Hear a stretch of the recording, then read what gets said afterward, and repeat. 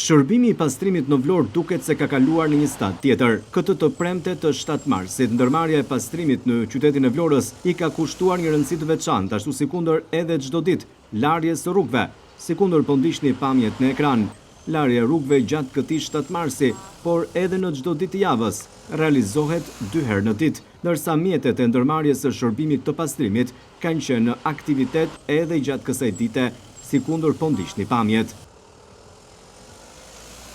Larja, por edhe fshirja rrugëve mbetet tashmë prioriteti i ndërmarrjes së pastrimit për një qytet sa më të pastër, por nga ana tjetër kërkohet edhe sensibilizimi qytetar për ta mbajtur pastër mjedisin, zonën, lagjen ku ata jetojnë, por edhe rrugët kryesore. Paralel me pastrimin e qytetit, ndërmarrja e pastrimit është duke u angazhuar edhe në pastrimin dhe plugimin e rërës, e ndërsa jemi në muajin mars dhe ku sezoni turistik ende nuk ka nisur, mjetet e ndërmarrjes së pastrimit janë përqendruar edhe në këtë territor për të mundësuar edhe këtu shërbimin e duhur për të patur një Bregdet sa më të pastër.